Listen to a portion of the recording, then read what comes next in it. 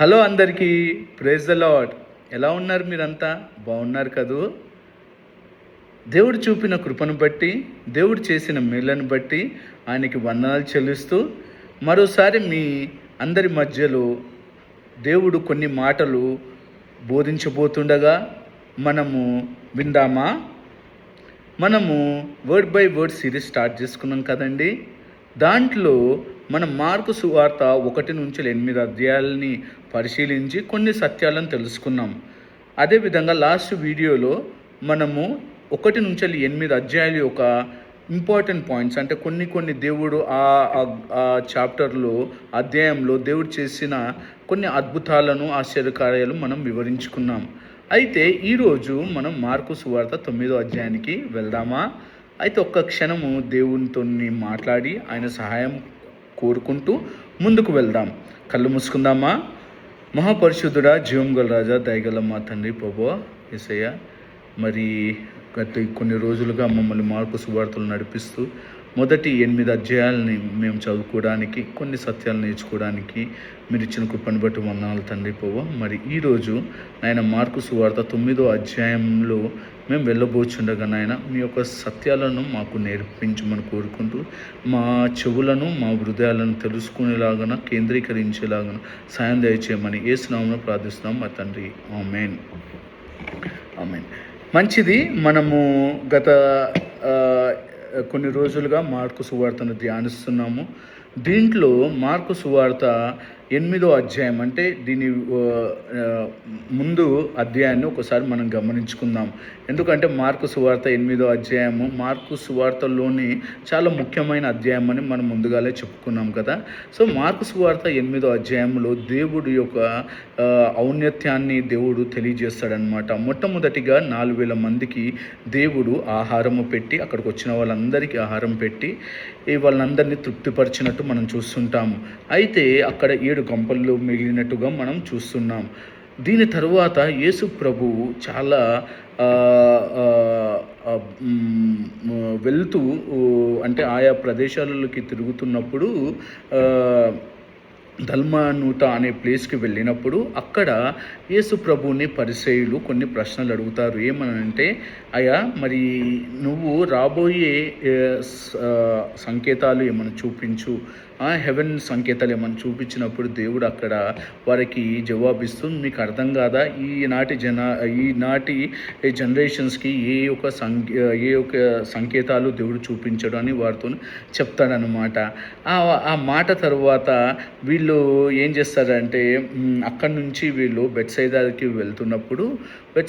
వెళ్తున్నప్పుడు శిష్యులు యేసు ప్రభుని, అంటే వాళ్ళు అక్కడ రొట్టె తెచ్చుకోవడము మర్చిపోతుంటారు అనమాట. మర్చిపోయినప్పుడు యేసు ప్రభువు పులిసిన రొట్టెల గురించి, హేరోదీయుల బోధల గురించి వాళ్ళకి ఏం చెప్తాడంటే, మీరు జాగ్రత్త పడి ఉండమని చెప్పినప్పుడు వీళ్ళు శిష్యులు ఇంకా ఏమనుకుంటారంటే, ఓహో రొట్టెల గురించి నా చెప్తున్నాడేమో అనుకొని అలా అనుకుంటారనమాట.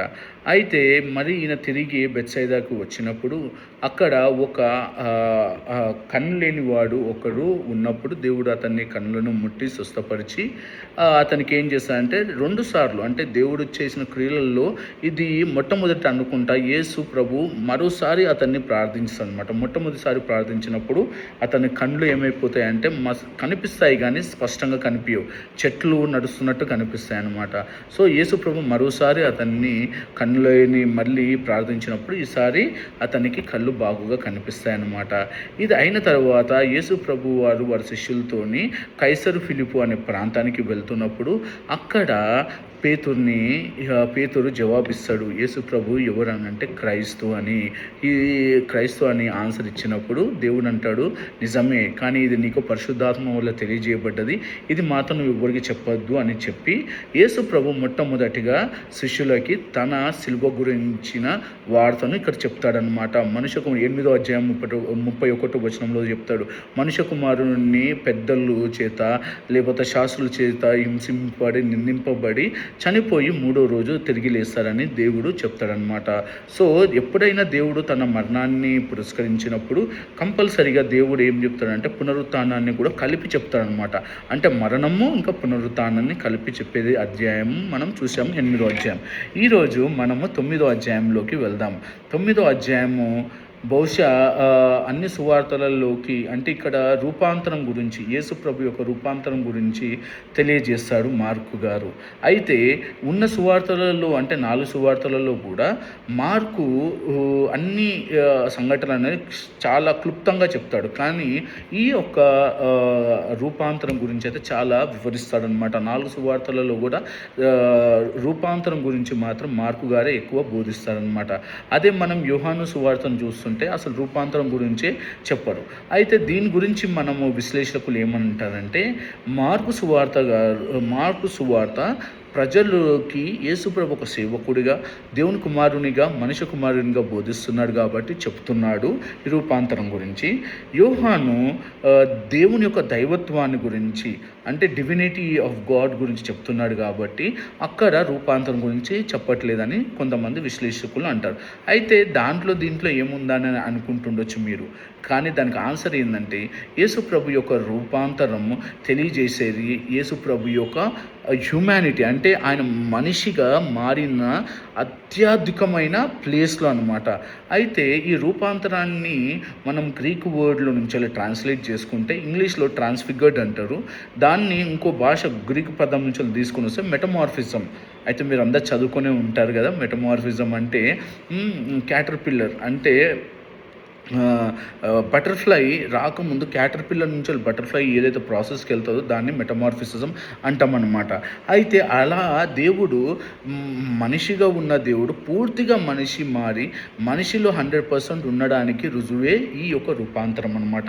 దైవికం కాదండి, దైవికం ఉంటే యోహాను సువార్త వాళ్ళు చెప్పేవారు. సో యేసు ప్రభు వారు తన మనుష్యత్వాన్ని 100% చూపించడానికి ఈ యొక్క దైవికాన్ని అంటే దైవికానితో పాటు యేసుప్రభులు ఉన్న వెలుగుని చూస్తూ యేసుప్రభు 100% మనిషి అనే దానికి రుజువుగానే ఈ రూపాంతరం ఉంది. అయితే జరిగిన సిచ్యువేషన్ ఏంటంటే యేసుప్రభు ముగ్గురిని తీసుకెళ్తాడండి కొండ మీదకి. ఎవరు ఆ ముగ్గురు అంటే పేతురు, ఈ యోహాను, యాకోబుని ముగ్గురిని కూడా యేసుప్రభు కొండ మీదకి తీసుకెళ్తాడనమాట. సో మీరు అనుకుంటుండొచ్చు, ఎందుకు ఈ ముగ్గురినే యేసుప్రభు తీసుకెళ్ళాడు, వేరే శిష్యుల కంటే వీళ్ళు చాలా ఇష్టం అని అంటే బహుశా ఇష్టం అనేది కాదు, కానీ యేసుప్రభు ఒక ఇన్నర్ సర్కిల్గా, మన థియాలజీలో ఏమంటారంటే చాలా ఇన్నర్ సర్కిల్గా వీళ్ళు ముగ్గురు ఉన్నారు. ఆ ముగ్గురిని ఎందుకు ఎన్నుకున్నారంటే దేవుడు కారణము ఒకటి అయి ఉండొచ్చు. ఏంటంటే వాళ్ళ ముగ్గురిని యేసుప్రభు బాగా చూసి ఉండొచ్చు, వాళ్ళ ముగ్గురు చాలా బలహీనంగా ఉండొచ్చు. అందుకే కావచ్చు యేసుప్రభు వాళ్ళ ముగ్గురిని తీసుకెళ్తారు అని. అయితే బలహీనలు ఉన్నప్పుడు మన పిల్లలు ఎవరైనా బలహీనంగా ఉంటే ఆ రోజు మనం ఏం చేస్తామంటే వాళ్ళని ఎత్తుకుంటాం కదండి. వేరే పిల్లలు ఇష్టం లేదన్నట్టు కాదు, వాళ్ళు బలహీనంగా ఉంటే వాళ్ళు నడవలేని స్థితిలో ఉన్నప్పుడు మనం ఏం చేస్తామంటే వాళ్ళని ఎత్తుకుంటాం. అదేవిధంగా యేసుప్రభు ఏం చేశాడంటే ఈ ముగ్గురిని చిన్న పిల్లలుగా ఉన్నారేమో, అత్యధికంగా చిన్నగా ఉన్నారేమో, అందుకే వీళ్ళ ముగ్గురిని తీసుకెళ్తున్నారు. లేకపోతే బలహీనంగా ఉన్నారేమో అందుకే వీళ్ళని తీసుకెళ్తున్నారు. ఆ కొండ మీదకి వెళ్ళినప్పుడు ఏమవుతుందంటే యేసుప్రభు ఏమవుతాడంటే రూపాంతరం చెందుతాడనమాట. రూపాంతరం చెందేదని అంటే వెలుగు, అతని వస్త్రం అంతా కూడా తెల్లని వస్త్రంగా మారిపోతుందన్నమాట. మారిపోయి ఇక్కడ నుంచి బయట నుంచి వెళ్ళి వెలుగు రాలేదు, కానీ లోపల నుంచి తనకున్న ఆ లక్షణం నుంచి అతని వస్త్రాలు తెల్లగా అయిపోయాయి. బైబిల్ ఏం చెప్తుందంటే అంత తెల్లగా అయ్యాయంటే ఏ చాకలి వాడుగాడు కూడా ఉతికిన అంత తెల్లది కాదనమాట. సో యేసుప్రభు ఆ రూపాంతరం చెందినప్పుడు చాలా వెలుగుతో నిండిపోతాడనమాట. అయితే అప్పుడే వాళ్ళు ఏం చూస్తారంటే మోషే ఇంకా ఏలియా ఆకాశం నుంచి వచ్చి వాళ్ళు మాట్లాడుకుంటుంటారనమాట. ఏం మాట్లాడుకుంటున్నారు అని అంటే యేసు ప్రభువు ఒక మరణాన్ని గురించి వాళ్ళు మాట్లాడుకుంటున్నారనమాట. యేసు ప్రభు ఏ విధంగా మరణిస్తాడు, లేకపోతే ఈ విధంగా మరణించి 3 రోజులు తిరిగి లేస్తారు అనే విషయాన్ని వాళ్ళు అక్కడ మాట్లాడుకుంటుంటే యేసు ప్రభు కూడా అక్కడే ఉన్నారనమాట. అక్కడే ఉన్నప్పుడు ఈ ముగ్గురు ఉన్నప్పుడు వీళ్ళు ఇంకా ఈ ముగ్గురు శిష్యులు చూసి వీళ్ళకి చాలా భయం వేసింది. అయితే పేతురు ఎప్పుడు కూడా ఒక తరఫున మాట్లాడేవాడు, శిష్యుల తరఫున పేతురుని మాట్లాడేవాడు అనమాట. సో పేతురు ఏమంటాడంటే, అయ్యా మీరు ముగ్గురు ఉన్నారు కదా, మీ ముగ్గురికి నేను ఒక్కొక్క పర్ణశాలను ఏర్పాటు చేస్తే ఇక్కడే ఉంటారు కదా అనుకున్నారు. సో పేతురు ఏం మాట్లాడాలి అనేది ఆయనకు తెలియనప్పుడు భయంతో ఏదో ఒకటి మాట్లాడుతున్నాడు. సో ఇక్కడ మనం చూడొచ్చు ఆయన యొక్క అమాయకత్వంని కానీ లేకపోతే భయాన్ని కానీ చూసి వాళ్ళు పేతురు ఆ మాట మాట్లాడుతున్నారు. ఈ మాట్లాడిన వెంటనే అక్కడ తిరిగి చూసేటప్పటికీ వీళ్ళు ఎవ్వరు కూడా ఉండరు. ఎవరు? మోషే ఇంకా ఎలియా ఉండరు. అయితే ఒకటి మనం గుర్తుపెట్టుకోవాలి, మోషే ఎవరండి? మోషే ధర్మశాస్త్రాన్ని తెచ్చిన వ్యక్తి అన్నమాట. సో మోషేని మనము గుర్తించేది ఏంటంటే ధర్మశాస్త్రానికి అధిపతిగా లేకపోతే ధర్మశాస్త్రం గుర్తుగా మనము మోషేని చూస్తాము. ఏలియాని చూసినప్పుడు మన ప్రవక్తల యొక్క గుర్తింపులాగా కనిపిస్తాడనమాట. సో వీళ్ళిద్దరూ అక్కడ ఎవరి గురించి మాట్లాడుకుంటున్నారు? మోషే గురించి మాట్లాడుకుంటున్నారు. హెబ్రీ పత్రికలో 14వ అధ్యాయంలో కూడా ఇది ఉంటుందన్నమాట. 14వ అధ్యాయంలో కూడా మోషే యేసు ప్రభు గురించి ముందుగానే తెలుసు అతనికి. ఏ విధంగా అయితే మోషే ఐగుప్తు నుంచి ఇశ్రాయేలుని విడిపించారో అదేవిధంగా యేసు ప్రభు మనల్ని విడిపిస్తారని మోషేకి ముందుగానే తెలుసు అనమాట. సో వీళ్ళు అక్కడ మాట్లాడుకుంటున్నారు, ఏలియా లేదంటే మోషే మాట్లాడుకుంటున్నారు అనమాట. అయితే ఇది మాట్లాడుకునే టైంలో పేతురు, యాకోబు, యోహాను ఇది చూశారు. అయితే ఇది మనము పేతురు రాసిన 2 పత్రికలలో మనం చూడొచ్చు అనమాట. పేతురు చెప్తాడనమాట. ఏమని చెప్తాడంటే, యేసు ప్రభుని మేము చూసాము, ఆయన పూర్తిగా తెల్లని వస్త్రంగా మారడం మేము చూసామంటారు. అయితే ఇక్కడ ఇంకొక అద్భుతం జరుగుతుంది అనమాట. మనము మార్కు సువార్త 1వ అధ్యాయంలో చూసాం కదండి. ఏమవుతుంది మార్కు సువార్తలో 1వ అధ్యాయంలో? ఎప్పుడైతే యేసు ప్రభు బాప్టిజం తీసుకుంటాడో ఆకాశం తెరవబడి పరలోకమున్న తండ్రి వచ్చి ఒక మాట అంటాడు, ఇతనే నా ప్రియ కుమారుడు, ఇతని అందే నేను ఆనందిస్తున్నానని. అదే సేమ్ సిట్యువేషన్ ఇక్కడ రూపాంతరంలో కూడా జరుగుతుంది.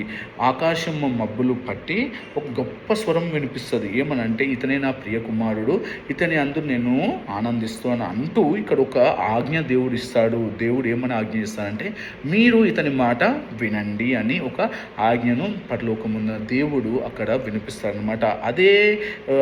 అదే ఆ అనుభవాన్ని తెలియజేస్తూ పేతురు రాసిన 2వ పత్రికలలో కూడా తెలియజేస్తాడనమాట. యోహాను కూడా తెలియజేస్తాడు, ఇది మాకు ఆయన మహిమ ప్రభావాన్ని మేము చూసామని యోహాను కూడా తన పత్రికలలో రాస్తూ ఉంటాడనమాట. సో వాళ్ళ అనుభవాలని ఆ పత్రికలలో వాళ్ళు రాస్తారనమాట. అయితే మూడవదిగా యేసు ప్రభు అక్కడ వాళ్ళతో ఉన్నప్పుడు వీళ్ళు శిష్యులు అది చూశారు కదా, యేసు ప్రభువుని మోషే, ఏలియా ఆయన మరణం గురించి మాట్లాడుకోవడం విని ఉంటారు బహుశా. యేసు ప్రభు అంత తెల్లని వస్త్రాలుగా మారడం చూస్తారు. అయితే మోషే ఇంకా ఏలియా వెళ్ళిపోయిన తర్వాత అక్కడ ఎవరు ఉంటారు? ఓన్లీ యేసు ప్రభువే ఉన్నారు కదా. మన జీవితంలో మనకి ఎవరు ఉండాల్సిన అవసరం లేదు. మోషే కానీ లేకపోతే ఏలియా కానీ అలా మాట్లాడుకుంటే ఏ ప్రవక్తల బైబిల్లో మనకి అవసరం లేదు. మన జీవితాల్లో మనకి కావాల్సింది ఎవరంటే యేసు ప్రభు మాత్రం ఉంటే చాలు. మనకి ఆ ప్రవక్తలు మన జీవితాలు మనకు అనుభవాలు నేర్పిస్తాయి, కానీ యేసు ప్రభు మన కోసం మరణించి మనకు పునరుత్థానమైన జీవితాన్ని ఇచ్చిన దేవుణ్ణి మనం మర్చిపోలేము. ఆయన ఒక్కడు ఉంటే చాలు. సో అక్కడ ఎవరున్నారు? యేసు ఒక్కరే ఉన్నారంట. సో అది మనకి సరిపోతుంది. అయితే వీళ్ళు ఈ అనుభవం చూసిన తర్వాత కిందికి వస్తారనమాట. కిందికి వచ్చినప్పుడు యేసు ప్రభు మళ్ళీ వాళ్ళతో శిష్యులతో చెప్తారు, మనిషి కుమారుడు చనిపోయి 3వ రోజు తిరిగి లేస్తాడు అని. వీళ్ళకి అర్థం కాదు. శిష్యులు మరణం నుంచి ఎలా లేస్తారు అని వాళ్ళకి అర్థం కాక వాళ్ళు దేవుణ్ణి అడగలేకపోతుంటారన్నమాట.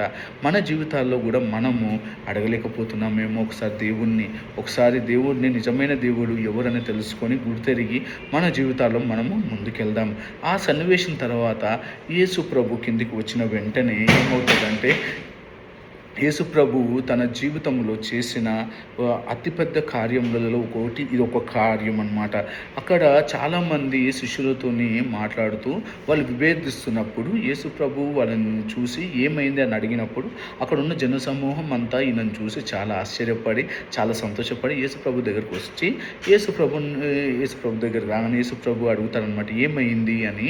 అడిగినప్పుడు అప్పుడు ప్రజలు చెప్తారు అనమాట. ప్రజలు ఒకరు చెప్తాడు, అయ్యా నా కుమారునికి మూగ దయ్యం పట్టింది, ఈ మూగ దయ్యాన్ని మీ శిష్యులని విడిపించమని కోరుకుంటే మీ శిష్యులు అసలు దీన్ని వెళ్ళగొట్టలేదు అని అన్నప్పుడు దేవుడు చాలా బాధపడి విశ్వాసం లేని జనరేషన్ అని దేవుడు వాళ్ళని తిట్టి ఆ అబ్బాయిని ఇక్కడికి తీసుకురమ్మని ఆ అబ్బాయిని స్వస్థపరుస్తాడు అనమాట. స్వస్థపరిచినప్పుడు ఆ అబ్బాయి కింద పడిపోయి నురుగు నోట్లకించి వచ్చి ఆ యొక్క మూగదయం విడిచి వెళ్ళిపోతుంది అనమాట. అక్కడ ఉన్న వాళ్ళందరూ సంతోషపడతారు. అయితే శిష్యులు మళ్ళీ ఏకాంతంగా ఉన్నప్పుడు యేసుప్రభుని అడుగుతారు, దేవా మరి మేము కూడా స్వస్థపరచాలనుకున్నాం కానీ స్వస్థపరచలేకపోయాం, దానికి కారణము ఏమిటై ఉంటుందంటే దేవుడు ఒక చక్కని మాట అంటారనమాట, కేవలం ఇది ప్రార్థన వల్లనే సాధ్యము, కేవలము ఇదేంటిది ప్రార్థన వల్లనే సాధ్యము. మీరు ఏదైనా దయ్యాలను వెళ్ళగొట్టాలన్నా ఏది చేయాలన్నా కూడా దేని ద్వారా చేయాలంటే ఓన్లీ ప్రార్థన ద్వారానే చేయాలంట. మన జీవితాల్లో మనకి ఏదైనా సమస్యలు ఉన్నప్పుడు, మనకి ఏదన్నా బాధలు వచ్చినప్పుడు, లేకపోతే ఆర్థిక ఇబ్బందులు వచ్చినప్పుడు, లేకపోతే మన వాళ్ళే మనల్ని దూషించినప్పుడు, మన వాళ్ళు అనుకున్న వాళ్ళు మనల్ని హేళన చేస్తున్నప్పుడు, మన వాళ్ళే మనల్ని దూరం చేస్తున్నప్పుడు మీరు బాధపడకండి. నా సిట్యువేషన్లో మీరు ఒకసారి దేవుని దగ్గరికి వచ్చి దేవునితోని ప్రార్థన చేయండి. అయ్యా తండ్రి ప్రభు మరి నాకు నీ యొక్క సహాయం అవసరము. ప్రార్థనతో దేవుడు ఏమంటున్నాడంటే ఏదన్నా కానీ జయించవచ్చు అని దేవుడు చెప్తున్నాడంట. సో నీ జీవితంలో నా జీవితంలో కూడా ప్రార్థన అనేది చాలా ఇంపార్టెంట్ అనమాట. మనం దేవునితో మాట్లాడకపోతే, దేవునితో ఒకవేళ నిజంగా కూడా మనము చెయ్యకపోతే, సహవాసం చేయకపోతే దేవుడు నన్ను ఈరోజు అంటున్నాడు, అయ్యా మీకున్న ప్రాబ్లమ్స్లో ఏ ప్రాబ్లం ఉన్నా కానీ నాతో చెప్పండి, ప్రార్థన చేయండి, నేను దాని నుంచి విడిపిస్తానని అంటారు. ఈ మాట తెలిసినాక మళ్ళా వీళ్ళు నడుచుకొని వెళ్తున్నప్పుడు శిష్యులు మళ్ళా గొడవ పడుతుంటారు వాళ్ళలో.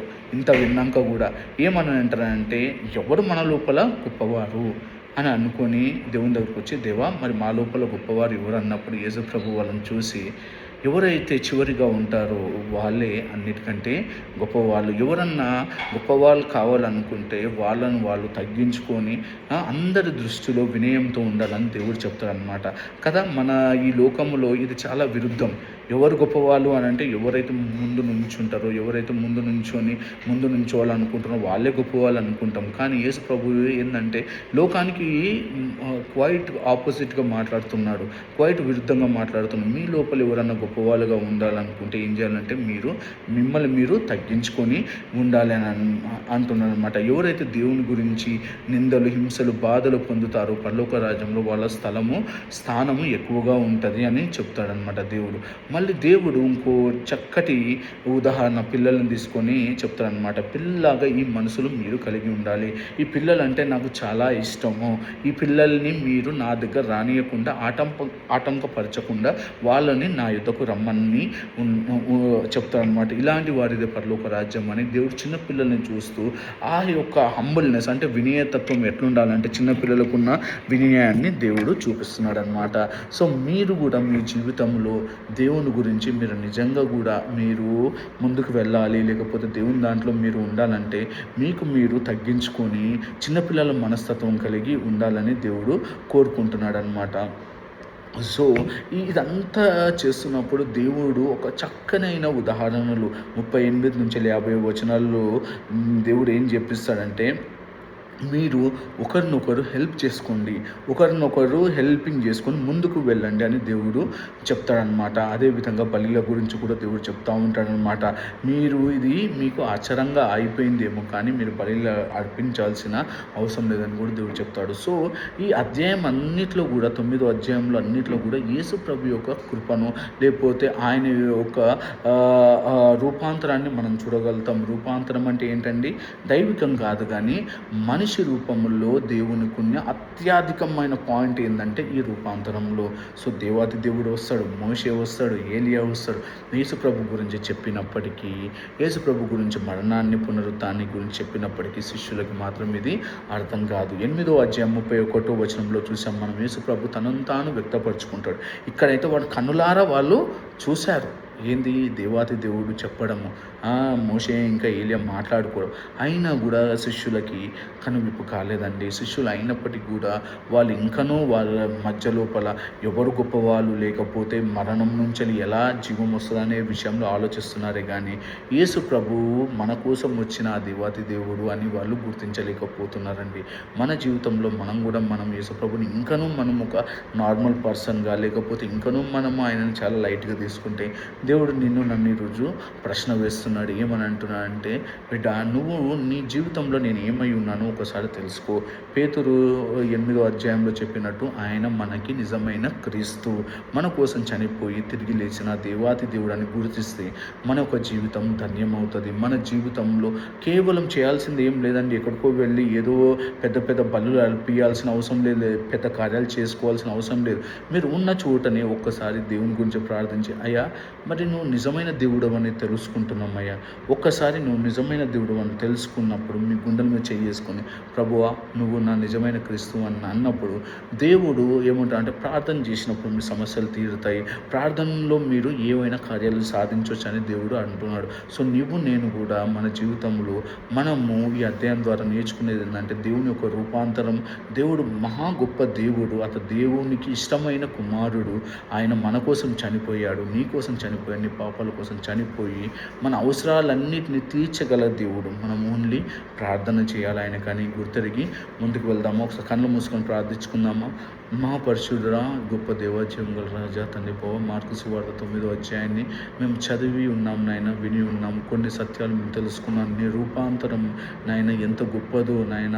నువ్వు రాబోయే రోజులలో నాయన రెండో క్రీస్తుగా వచ్చినప్పుడు అదే విధంగా వస్తూ అంటున్నావు తండ్రి పోవ. తెల్లని వస్త్రాలతో నువ్వు ధరించుకొని మా మధ్యలో వచ్చి న్యాయం తీరుస్తూ ఉంటున్నావు తండ్రి పోవ. మరి ఆ రోజు మమ్మల్ని మేము సిద్ధపరచుకొని సహాయం దయచేయమని కూర్చున్నాం. వెళ్చుండగా మాతో తూనెలుగా మేము వేడుకుంటున్నాం. మంచి తెలివిని, జ్ఞానాన్ని, జ్ఞాపకత దయచేయమని కోరుకుంటున్నాం. ప్రార్థించే కృపను దయచేయమని కోరుకుంటున్నాం తండ్రి పోవ. మరి నువ్వే నిజమైన క్రీస్తువుగా మేము అందరం అంగీకరించుకొని నాయన మమ్మల్ని మేము సిద్ధపరచుకోవడానికి కృపను సహాయం దయచేయమని కోరుకుంటూ యేసు నామమున ప్రార్థిస్తున్నాం మా తండ్రి, ఆమేన్. థ్యాంక్ యూ అండి. దేవుడు మిమ్మల్ని, మీ కుటుంబాన్ని దీవించును గాక. ఆమేన్.